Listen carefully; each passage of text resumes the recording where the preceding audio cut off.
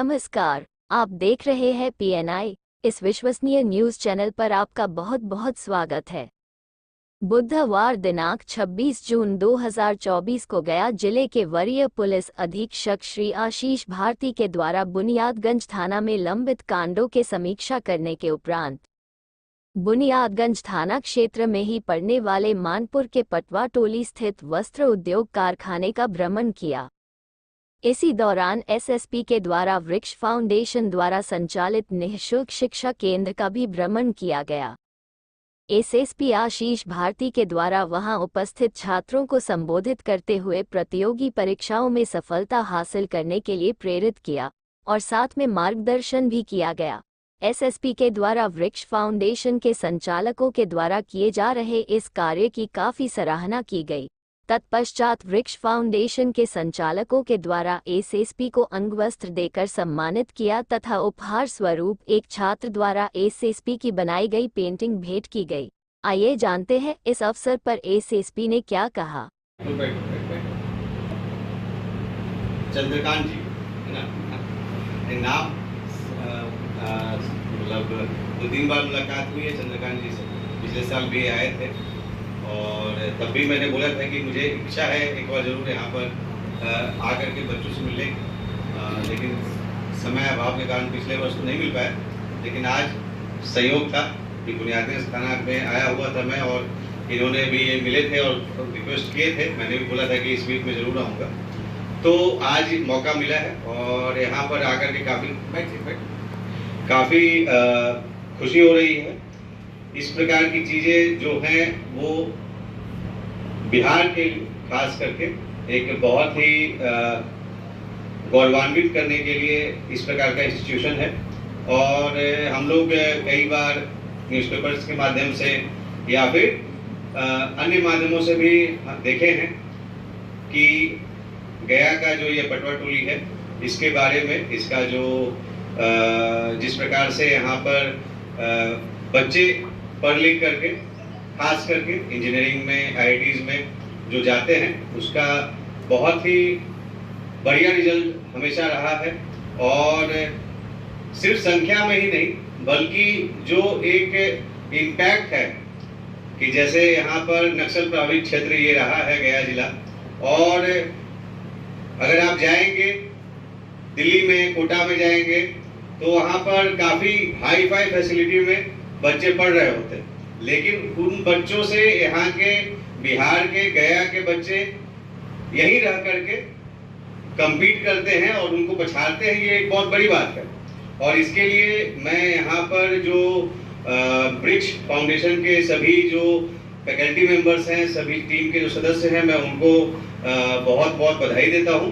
और साथ में इस पूरे पटवा टोली के जो भी वरिष्ठ नागरिकगण हैं जिनका ये कॉन्सेप्ट रहा है कि एक सामुदायिक रूप से पढ़ाई करने की, तो उसके लिए मैं मतलब उस सोच की बहुत मैं दाद देता हूं कि इस प्रकार का एक कॉन्सेप्ट ये लेकर के आए जिसमें कम्युनिटी सपोर्ट है। और कम्युनिटी सपोर्ट से कोई भी जो हमारे इंडिविजुअल बच्चे हैं वो उसको पिछड़ने नहीं दिए जाते हैं और वो उनको एक साथ लेकर के आगे लेकर के चलते हैं। तो ये एक काफ़ी अच्छा इनिशिएटिव है और जहाँ तक मुझे जानकारी कि और भी मेरे ख्याल से 1-2 और लोग इसको शायद कर रहे हैं यहीं पे, या पता नहीं, मुझे आइडिया नहीं है। लेकिन तो ये एक मतलब ऐसी चीज़ है जिसको पूरे बड़े लेवल पे किया जाना चाहिए। और काफ़ी हर्ष की बात है कि यहाँ पर इस प्रकार का मॉडल मतलब हम लोग के समय में भी रहता है, ये तो हम लोग भी और अच्छा रिजल्ट आता है। तो मेरा जो बैकग्राउंड है, मैंने भी इंजीनियरिंग किया है और मैं दिल्ली में एक कॉलेज है NSIT कॉलेज, जो NSUT एक डीम्ड यूनिवर्सिटी है, तो उससे मैंने इलेक्ट्रॉनिक्स एंड कम्युनिकेशन इंजीनियरिंग किया है। और उसके बाद फिर मैंने ज्योग्राफी और पब्लिक एडमिनिस्ट्रेशन सब्जेक्ट रखते हुए UPSC का एग्ज़ाम दिया था। जॉब तो लगा था, प्लेसमेंट तो लगा था, लेकिन फिर प्लेसमेंट मतलब उसमें मैंने वर्क किया नहीं क्योंकि मुझे उस समय तक क्लैरिटी आ गई थी कि मुझे क्या करना है आगे। तो उसके बाद UPSC का मैंने पेपर अटेम्प्ट किया था और उसमें मुझे सिलेक्शन हुआ सेकेंड अटेम्प्ट में, और फिर उसके बाद IPS सर्विस मिला, बिहार कैडर मिला। तो हमारे पिताजी, जैसा कि इन्होंने बताया कि यहाँ पे आए थे एक बार बुक्स डोनेट करने, तो हमारे पिताजी की किताबों की दुकान है।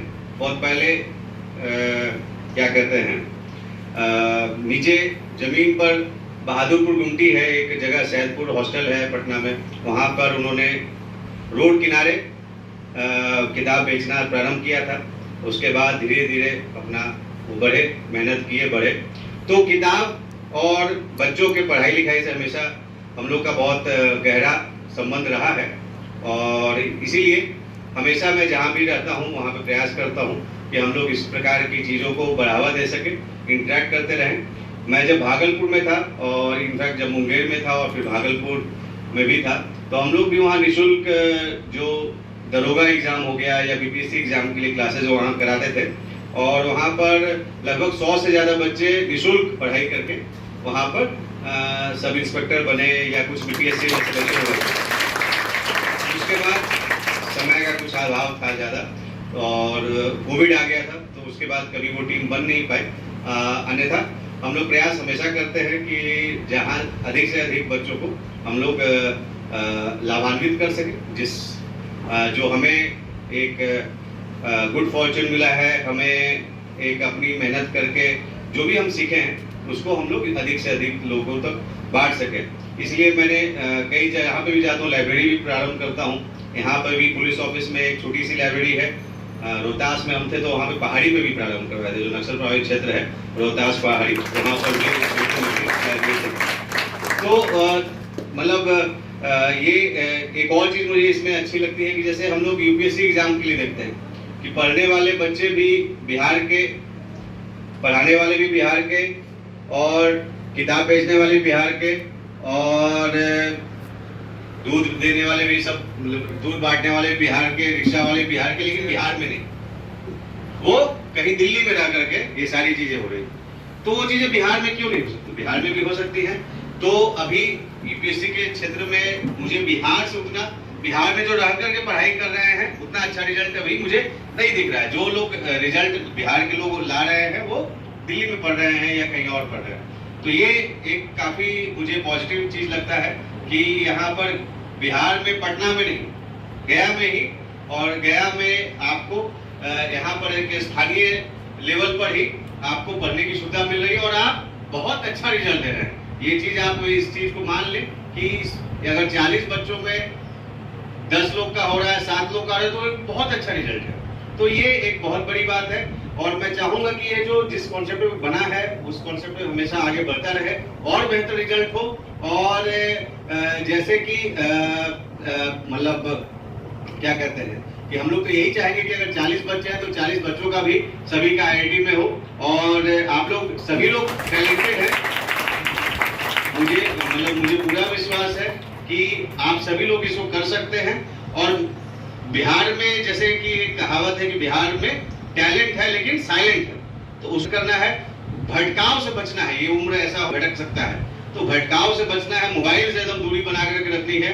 और इंजीनियरिंग के लिए तो आप लोग एक सही जगह पे है ही, लेकिन इंजीनियरिंग के अलावा जो अगर इच्छा हो आपकी, ऐसा नहीं कोई कंपल्शन नहीं रहता है, लेकिन अगर इच्छा है तो आप नई चीज़ों को ट्राई कर सकते हैं, सिविल सर्विसेज में आ सकते हैं, रिसर्च में जा सकते हैं। इसके अलावा आपको एक एंटरप्रेन्योरशिप कर सकते हैं।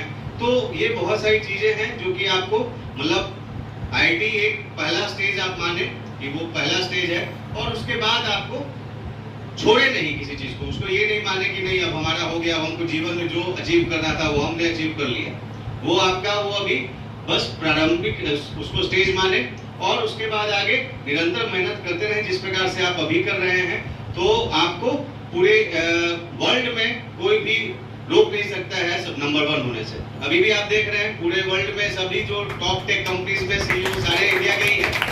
तो जब इंडिया के हैं तो कहीं अगर हमारे बिहार के लोग मेहनत करेंगे तो हो सकता है आज से 20 साल बाद सभी टॉप टेक कंपनीज में बिहार के ही लोग सबसे नंबर 1 रहेंगे। और किसी दूसरी कंपनी में क्यों, हम लोग अपना भी कंपनी बना सकते हैं।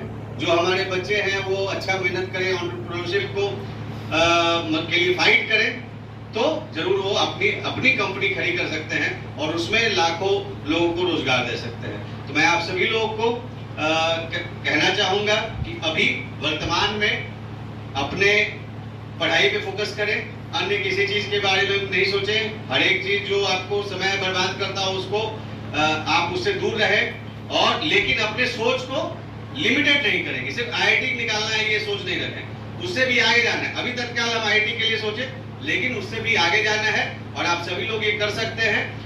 मैं आप लोगों को शुभकामनाएं देता हूं और पूरे इस वृक्ष टीम को फिर से पुनः बहुत बहुत बधाई देता हूं।